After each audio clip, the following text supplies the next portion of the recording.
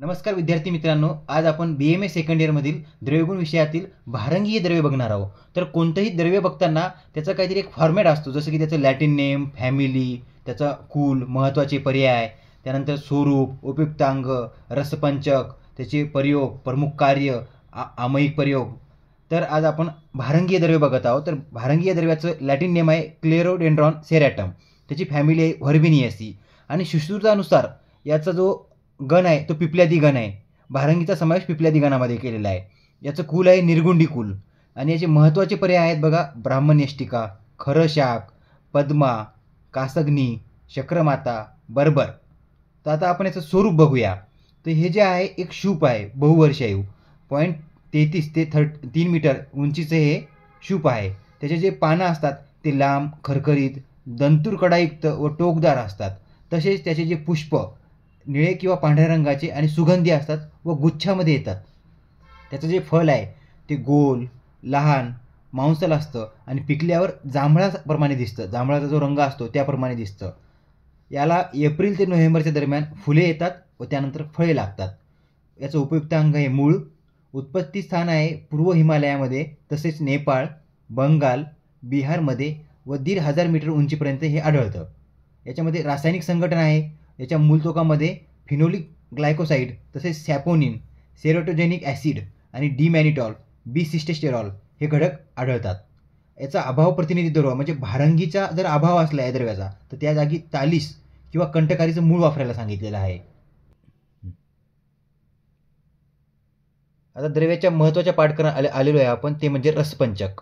तर भारंगीय द्रव्याचा रस आहे तिक्त, कटू, कषाय. विपाक आहे कटू, वीर्य आहे उष्ण, गुण आहेत लघु आणि वृक्ष. तर याचा रस आहे बघा तिक्त, कटू, कषाय. विपाक कटू आहे, वीर्य उष्ण आहे. तर वीर्य उष्ण्याने हे वातघ्न आहे आणि तिक्त, कटू, कषाय रसाने तसेच विपाकाने हे कफघ्न आहे. आता याचे आपण काही प्रमुख कार्य आणि त्याचा उपयोग बघूया. तर जे उरस्थ ठिकाणी जो कफाचा संचय होतो त्याचं विलयन व्हायला लागतं आणि प्राणाचे अनुलोमन करते. त्यामुळे श्वास, कास, राजश्मा तसेच प्रतिशाय या रोगामध्ये भारंगीय द्रव्याचा मोठ्या प्रमाणावर वापर केला जातो. तसेच आता याचं स्थानिक कार्य बघू. जसं की गंडमाला हे जो एक रोग आहे, तसेच वर्ण याच्यावर याच्या पत्राचा लेप केला जातो. आता हे झाले याचे काही बाह्य प्रयोग.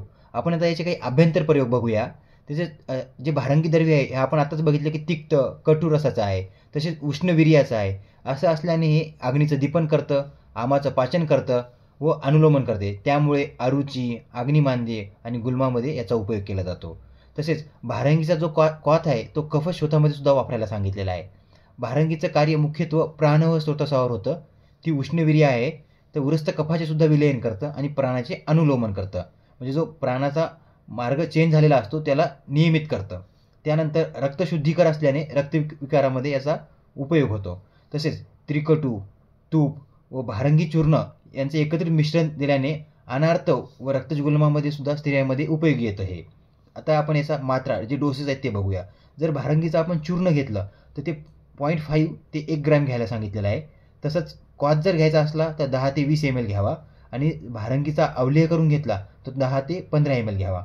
आता भारंगीचे आपण काही महत्त्वाचे कल्प बघूया. तसे कल्प तर भरपूर सारे आहेत, पण आपण काहीतरी टिपिकल असे महत्त्वाचे कल्प बघूया. जसं की भारंगी गुड, भारंगी आधी क्वाथ, भारंगी अवलेह. आता आपण भारंगीचे आमयिक प्रयोग बघूया. त्याच्यामध्ये श्वास या रोगावर भारंगीचा मूळ व सुंठ यांचा क्वाथ द्यायला सांगितलेला आहे. तसेच अगोदर जसं आपण बघितलं की गंडमालेमध्ये भारंगीचा पत्राचा लेप करतात, तसंच भारंगीचं मूळ व तंडुलोदक म्हणजे जे तांदूळाचं जल असतं त्यामध्ये याला मुळाला उघळायचे आणि त्याचा लेप लावायला सांगितलेला आहे. कृमी जे असतात, कृमीमध्ये भारंगी मुळाचा क्वाथ देण्यासाठी सांगितलेला आहे. यामुळे कृमींचा नाश होतो. तसंच कफ शिरशूलावर भारंगी मूळ पाण्यात उगाळून त्याचा लेप लावायला सांगितलेला आहे.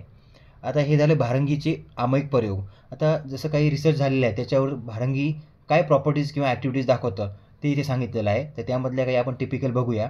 हे अँटीऑक्सिडंट, अँटीबॅक्टेरियल, तसंच हे अँटी कार्सिनोजेनिक सुद्धा इफेक्ट दाखवतं. तसंच हिपॅटोप्रोटेक्टिव्ह आहे, वुंड हिलिंग प्रॉपर्टी आहे त्याच्यामध्ये, ब्रॉन्को डायलेटरचं सुद्धा काम करतं. कारण जसं आपण वर बघितलंच आहे आमयिक प्रयोगमध्ये, त्याच्या अभ्यंतर प्रयोगामध्ये, की श्वासरोगावर अत्यंत उपयोगी असे हे भारंगी द्रव्य आहे.